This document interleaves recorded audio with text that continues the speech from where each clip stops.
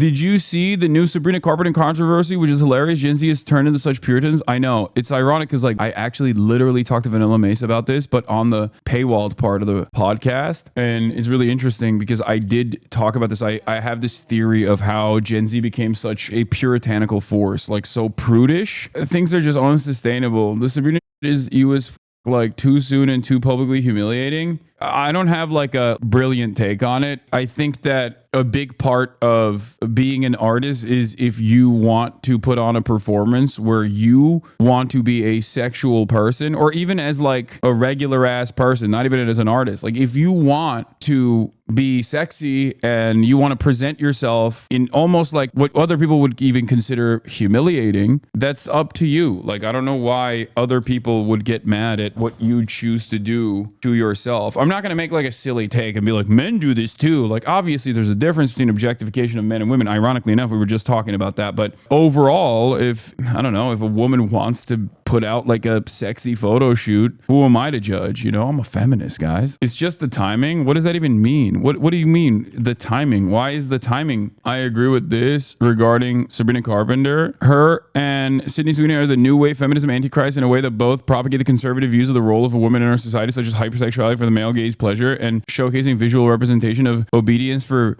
male validation. Yeah, I don't think so. That is what they're doing, but it is also their own personal choice to do so. Like what? I don't understand it. The empowerment comes from the decision maker in this circumstance. And the decision maker here is a woman. She is making this decision, sexualize herself or position herself in a submissive manner. I know that no matter what I say, people will say, you're a man, shut up, and you don't know anything, you're just disgusting, you also, consume sex work, blah blah blah, all this stuff. In my opinion, it's a Monica Lewinsky reference to make commentary on the way women are treated by men and power dynamics, but young people are missing it. Yeah, I don't even know what the actual point, like what she's pointing to here, like what this is a play on for her. I don't know what the deeper message behind this is, but what I do know is I don't think that this is like setting women back or whatever. You know what I mean? If a lady wants to do sexy sub-dom play lightly, okay, and put that as her album art, like let her live, let her do that thing. It doesn't have to take away from anybody else. Gen Z is simultaneously very hypersexual and very anti-sexual. Popular music is just as sexual as ever, if not more blatant. But they also make think pieces on everything. I know. If you want to understand where I'm coming from, if ladies want to wear the hijab, great. That's your choice. Have fun. You know what I mean? If ladies want to do submissive play and do like I'm a dog or whatever, and that's what they want to showcase, great. Have fun. I'm a guy. I'm seeing myself out of this conversation. I'm simply existing in society as other people are doing whatever the they want to, and they should be able to. Like, that's a whole grown adult, as a Gen Z girly. I think there's a play on being a female dog or being a bitch too. Yeah, I don't even know what the intention behind it was, and I think people are just like reacting to it with an incredibly negative lens, because I do think the next generation is weirdly super hyper puritanical. And I think that the reason why Gen Z, especially younger Gen Z, are hyper puritanical is because in the early aughts of 2016, there was like a lot of pro-sex work messaging out there. And Tumblr, I think, did a number on like at least younger millennials, younger faillennials, whose understanding of sex and sexuality and kinks and sex work as well came from Tumblr. And it, I think, swung too hard in one direction. And then there was this inevitable backlash that has come from that with younger Gen Z looking at all of the hypersexualization and going, this is gross. I don't like this. I'm overstimulated with this. And that's why you see so many people literally they take like anti-porn positions. Like, there's so many Gen Z people that just like despise porn, and they think it's like the devil. They think it's like constantly trying to warp your brain, and they think like any kind of sexualization in media is actually completely unacceptable. I find it strange that people take this kind of role, people take this kind of position. Is not being anti-sex to say how sex in media portrays women? Oh my God. No. I'm not just talking about this in general. I'm talking about like Zoomers that weirdly enough went so hyper woke that they actually ended up flipping back to a puritanical attitude. period, and that is what is being exhibited right now. I'm always anti trying to sanitize art in general. Like, artistic expression has always been immoral and degenerate, okay? Every new meta in art history comes from people being perverts and degenerates and pushing the boundaries of what was previously considered acceptable. The example I always use is from the Impressionist era of moving away from only showcasing nudity in the form of angels and religious mythological figures to deliberately drawing prostitutes, right? Sex workers, and drawing women in their naked body. This was seen as like an insanely unacceptable act. They were like, how dare you? How dare you start drawing prostitutes as naked? Like, we're not supposed to see this. Like, but that was moving the needle. That was moving the needle in the direction of a new artistic interpretation, away from just religious mythos and paintings that surrounded, like, cherubs or whatever the to actual real normal human beings. Ultimately, I just think that any kind of artistic expression, any kind of demand to sanitize artistic expression is inherently reactionary, and I'm not in favor of it, but you can be if you want to. But my point on it is that I think we place a lot more emphasis on stuff like this because it comes from a place of powerlessness. I experienced the exact same kind of backlash in the 2016 era, where you don't feel like you have any control over your own life. You don't feel like you have any control over the systems. You have no way to demand change and go out there and you protest, but like nothing changes. So then you look to areas where you can actually have at least some semblance of influence. And what are those areas? Your favorite content creator that you can yell at and get an apology out of, or whatever kind of culture you're consuming, whatever kind of content you're consuming. And this is precisely what used to happen all the time with like the woke SJWs and what people understand as cancel culture. It comes from a place of powerlessness. It comes from a place of like hidden recognition of said powerlessness. So you seek out areas where you can enforce your power, where you do actually have some semblance of control. It's a way to try and claw back control over your environment. And I think it's wholly unproductive at the end of the day. It's unproductive because it's not like you're not getting anything out of it. It's not like, Sabrina Carpenter, let's say people yell at Sabrina Carpenter for this photo, and then next time she just comes out with a undress or whatever, or she doesn't put herself in this like hypersexualized submissive image. Do you think that this actually plays a formative role in combating misogyny or depictions of women in media in general? I know that the easiest counter to what I'm saying here is to be like, you're a man, you're gross, you're disgusting, you're a pig, and you're horny, and you want to see Sabrina Carpenter in this like servile position because deep down inside you're like a toxic masculine individual who is simply reinforcing the patriarchal constructs that demand that women hypersexualize themselves and objectify themselves. That's not the reason why I'm saying this. You can believe that if you want, and plenty of people will, no matter what happens, and plenty of people are going to take that as their primary takeaway here. But my point is, ultimately, it is utterly meaningless to hyper focus on stuff like this, and it comes from a place of recognizing your powerlessness. And it is no different than like, I don't know, yelling at Stephen Colbert for doing a joke that you found to be insensitive or something, or looking for microaggressions or whatever the people used to do back in like 2016. And not only is it unproductive, but it also invokes like a tremendous amount of backlash from reactionary forces. They were going to be there anyway. They were going to do backlash regardless. It's not your fault for chirping, but ultimately this is utterly unproductive regardless of the backlash that it invites from reactionary forces in general. I think it's also somewhat infantilizing to act as though she had no say in this process, in the decision-making process whatsoever, and that this is not like a grown-ass woman who is deliberately making this choice, but instead is either one, a victim of the exploitative and perverse forces of capital. To a certain degree, everyone is, and so is Sabrina Carpenter. Like, I wouldn't say that this goes above and beyond the normal exploitative constructs that exist. In any case, I feel like I'm not the most knowledgeable of Sabrina Carpenter's background, her history, her performance. I have, however, seen some of her concert performances where she will, bring someone out from the crowd. And there's like a lot of sexy stuff that she does, I think. And some people enjoy that. And I guess people on the outside don't enjoy that. And then they say, that's not acceptable. Don't do that. But like this, I feel like is in line with the image that she has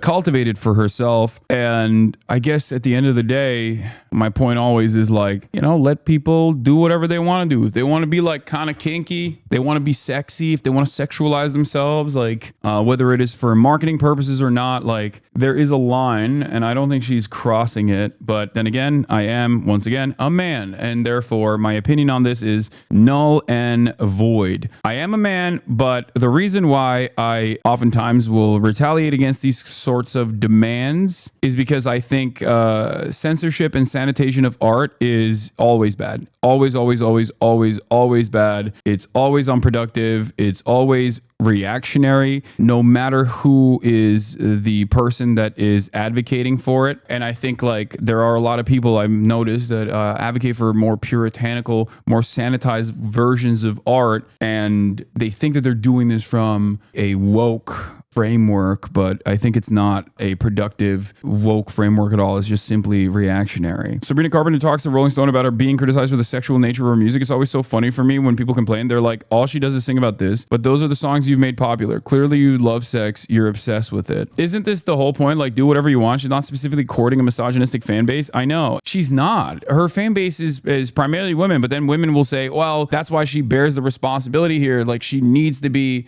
more careful with the way that she portrays herself for her fans or female fans. But I don't think there's anything wrong with being sexy. That's my opinion, at least. Also, try to be sexy all the time, but I'm a man, so it's obviously different. It's different for women as opposed to men, because objectification is a real harm for women, whereas objectification of men doesn't necessarily impact their careers, or there is no societal expectation that men are only valuable for the way that they present themselves, for their aesthetics and the way that they look, as opposed to patriarchal constructs have dictated that women's worth is simply met on the boundaries of their physically desirable properties. It's up. I think puritanical is an unfair label. She can do whatever she wants. To be fair, I'm Gen Z, but in a society where the pendulum is swinging towards white supremacy and misogyny, where literally every woman ever is naked in every concert album and blonde, skinny, submissive is in trendy, I fear we should think critically about why women do things like this. I'm going to ask this with all sincerity, okay? This is a serious question that I have. Do you not like looking sexy? Like, is that not something that you like doing?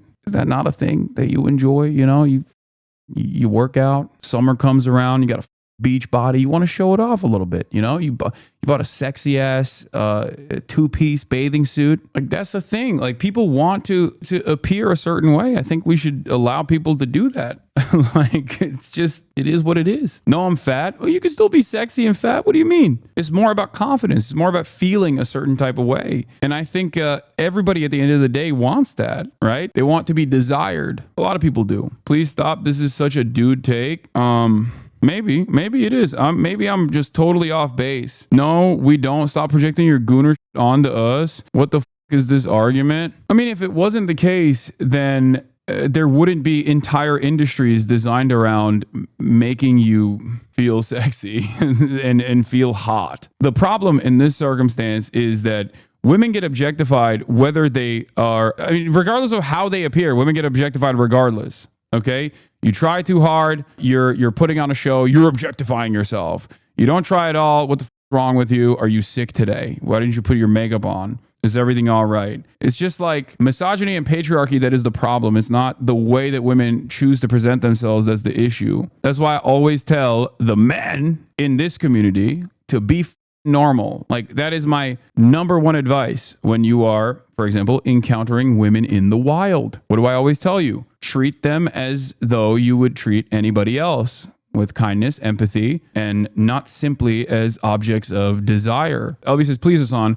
women have always had their agency questioned when it comes to sex and media. Stop doing this. Women can make media about sex without people saying they're appealing to the male gaze. You infantilize women by taking that perspective with any women in media. I agree. No, I do, but I'm a man. So no matter what I say, I'm not only a man, but I'm a man that looks the way I do and carries myself I'm a man who carries himself a certain way. So when I say that, everyone will say, oh, you're being selfish. You're selfishly saying this because you want a goon. You're a pervert. You want to I know. So listen to men. I am a woman. I know. Lil Bear LB is a woman, but you know, I'm so confused. You guys are talking like he's saying we try to look sexy for men. Exactly. That was not my point. This is unironically the Jordan Peterson argument, but woke. If you think that like, if you are a whole ass woman and you think that me as a man is saying women want to look sexy exclusively for men, for the male gaze, you misunderstood my point entirely. That's not my perspective at all. As a matter of fact, it's a perspective that I rail against quite frequently. Remember Jordan Peterson, the top dog of misogyny, the intellectual giant Jordan Peterson, who constantly would say, oh, you put on the rouge to make your cheeks look flushed. Male desires, you harlot. I don't know why. Why do you make your lips red? Because they turn red during sexual arousal. That's why. Why do you put rouge on your cheeks? Same reason. I mean, look. How about high heels? What are they what for? about high heels? What about them? They're there to exaggerate sexual attractiveness. That's what high heels do. Now, I'm not saying that people shouldn't use sexual displays in the workplace. I'm not saying that. But I am saying that that is what they're doing.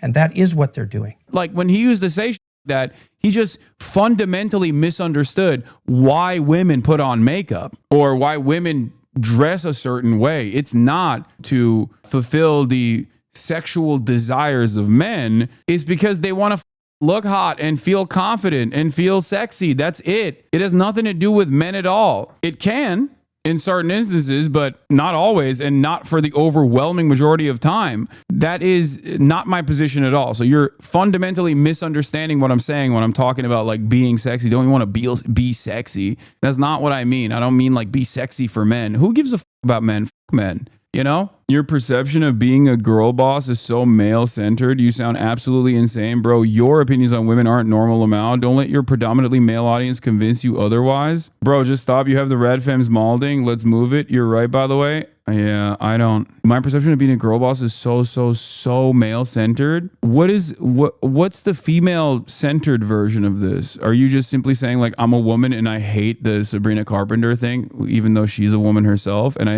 and you think it's irresponsible that she's using her platform to hypersexualize herself or and present herself as an object of male gaze, a sexual desire, setting women backwards in media? Is that what I should be saying? So basically, it's just like any opinion that you have that I don't maintain is actually always automatically going to be wrong because I'm a man and my opinion is going to be male centric. Is that what it is? Yeah. I just think, let women do whatever the they want. That's my position. That's it. That's my final point on this. Let women do whatever the they want. I don't think we should tell women what to wear and what not to wear. And I don't think we should tell women what to do and what not to do. If you think that that is a male-centric, misogynistic framework that I'm operating off of, I guess there's not really much I can do other than that.